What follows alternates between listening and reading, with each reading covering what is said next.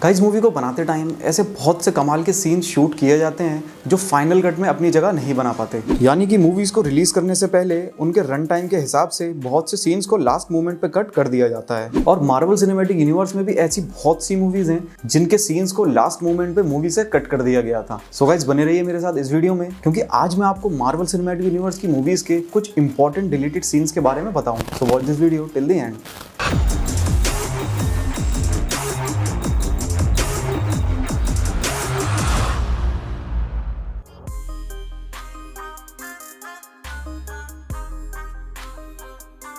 Thor Ragnarok movie के behind the scenes release होने के बाद एक बहुत जबरदस्त सीन के बारे में पता चला जिसको मूवी से निकाल दिया गया था। इस सीन में हेला स्कर्ज को एक एस्गार्डियन को मारने का ऑर्डर देती है, तो उसी वक्त वहां भीड़ में से गार्डियंस ऑफ गैलेक्सी के योंडू की एंट्री होती है। लेकिन वो वहां हेला से लड़ने या किसी एस्गार्डियन को बचाने के लिए नहीं आया होता, बल्कि वो वहां सबसे पूछता है कि केविन और लुइस का ऑफिस कहाँ है, और फिर वहां से चला जाता है। इस सीन के बारे में जब जेम्स गन से पूछा गया तो उन्होंने क्लियर किया कि इस सीन को मूवी में रखने का कोई प्लान ही नहीं था। ये सीन योंडू के एक्टर माइकल रूकर ने अपनी मर्जी से फन के लिए शूट करवाया था, क्योंकि वहीं पे रैग्नारोक के सेट के पास वो डिज्नीलैंड के एक प्रोमो का शूट कर रहे थे, और जिस केविन और लुइस का पता वो पूछ रहे थे वो थे मार्वल स्टूडियोज के हेड केविन फाइगी और लुइस डेस्पोसिटो।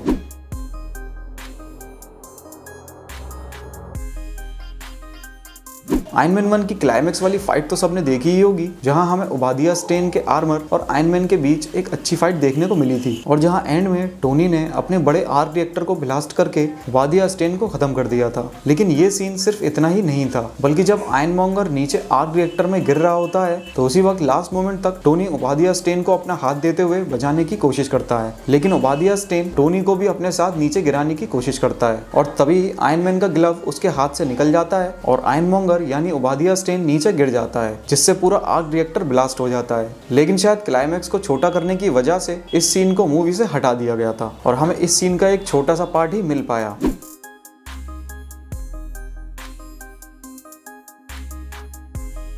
शील्ड को हम आयरन मैन 1 से ही एमसीयू में अपनी प्रेजेंस बढ़ाते हुए देखते आ रहे हैं, और यहाँ तक कि शील्ड को अपनी खुद की टीवी सीरीज भी मिल गई है। लेकिन मार्वल कॉमिक्स में शील्ड एक लौती सीक्रेट गवर्नमेंट एजेंसी नहीं है। थॉर 1 के एक डिलीटेड सीन में शील्ड की सिस्टर ऑर्गेनाइजेशन स्वॉर्ड को भी मेंशन किया गया था। उस सीन में एरिक सेल्विक फॉस्टर थ्योरी को एक्सप्लेन करते हुए इन्फॉर्मेशन के रेफरेंस के लिए शील्ड और स्वॉर्ड दोनों ऑर्गेनाइजेशंस को मेंशन करते हैं, लेकिन वो सीन मूवी के फाइनल कट में अपनी जगह नहीं बना पाया। इसीलिए हमें एमसीयू में स्वॉर्ड के एग्जिस्टेंस के बारे में नहीं बताया गया, लेकिन WandaVision सीरीज में स्वॉर्ड ऑर्गेनाइजेशन को बहुत अच्छे से एक्सप्लोर करवाया गया।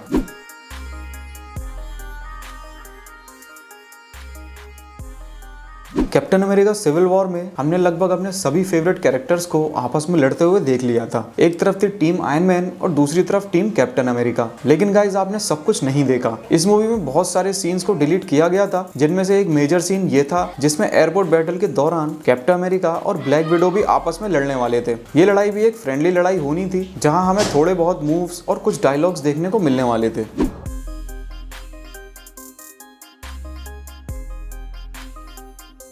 एमसीयू में क्वांटम रियल्म के कंफर्मेशन से एमसीयू की फ्यूचर मूवीज के लिए बहुत सारी पॉसिबिलिटीज क्रिएट हो गई हैं, और अगर ये सीन डिलीट नहीं किया जाता तो फिर हमें इस रियल्म को और अच्छे से एक्सप्लोर करने का मौका मिलता। एंटमैन एंड द वेस्प में जब हैंक पिम जेनेट को बचाने के लिए क्वांटम रियल्म में जाता है, तब हमें जितना दिखाया जाता है वो सीन उससे भी ज्यादा बेहतर होने वाला था, क्योंकि वहां सिर्फ इतना बताया गया कि जेनेट ने किसी तरह से क्वांटम रियल्म में रहना सीख लिया था। लेकिन इसके बाद एक सीन और होने वाला था जहाँ जेनेट हैंक पिम को बताती है कि क्वांटम रियल्म में पूरी की पूरी सिविलाइजेशंस मौजूद हैं, यानी कि वहां भी कुछ पावरफुल एंटिटीज रह रही थी जिनके बारे में एमसीयू में अब तक कोई जिक्र नहीं किया गया। लेकिन मार्वल की हिस्ट्री को देखें तो डॉक्टर डूम ने भी एक बार ऐसे ही एक सिविलाइजेशन पे कब्जा कर लिया था, बट ये सीन भी फाइनल मूवी से हटा दिया गया।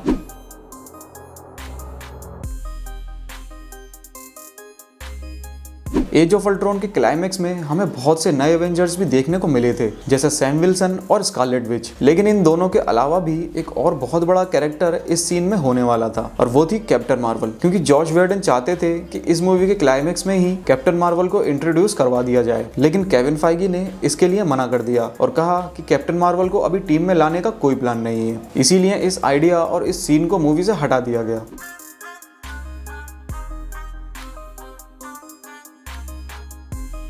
एज ऑफ अल्ट्रॉन के ही एक और सीन की बात करें तो उसमें हमें थॉर का जो ड्रीम सीक्वेंस दिखाया गया है वो एक्चुअल में और बड़ा होने वाला था, जिसमें हमें थॉर की नेक्स्ट मूवी रैग्नारॉक की हिंट मिलने वाली थी। इस ड्रीम सीक्वेंस में एक सीन था जिसमें दिखाया जाता कि लोकी ने ओडिन का रूप ले लिया है, जो कि थॉर 2 के क्लाइमैक्स और रैग्नारॉक में हमें पता लगी गया था। लेकिन इस ड्रीम सीक्वेंस में ही थॉर को इस बात का अंदाजा होने वाला था, लेकिन ये सीन भी हम मूवी के फाइनल कट में नहीं देख पाए।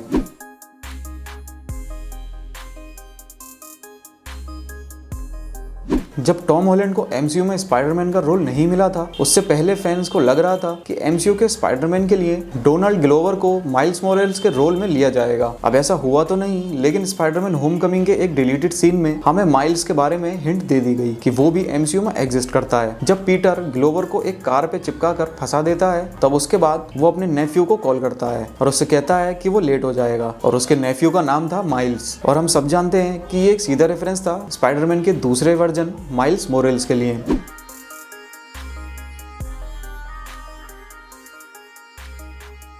एंड गेम में टोनी स्टार्क के मर जाने के बाद एक बहुत जबरदस्त सीन होने वाला था, जहां सभी एवेंजर्स घुटनों पे बैठकर टोनी स्टार्क को एक ट्रिब्यूट देने वाले थे। लेकिन इसके बाद टोनी स्टार्क का फ्यूनरल भी था, जो हमें मूवी में देखने को मिला था। तो इसीलिए अगर उस सीन को भी रखा जाता तो ये फ्यूनरल वाले सीन के साथ मिलकर एक बहुत लंबा सीन बन रहा था, और उसके अलावा ये थोड़ा रिपीटेड भी लग रहा था। इसीलिए सिर्फ एक सीन को फोकस में रखने के लिए इस वाले सीन को हटा दिया गया।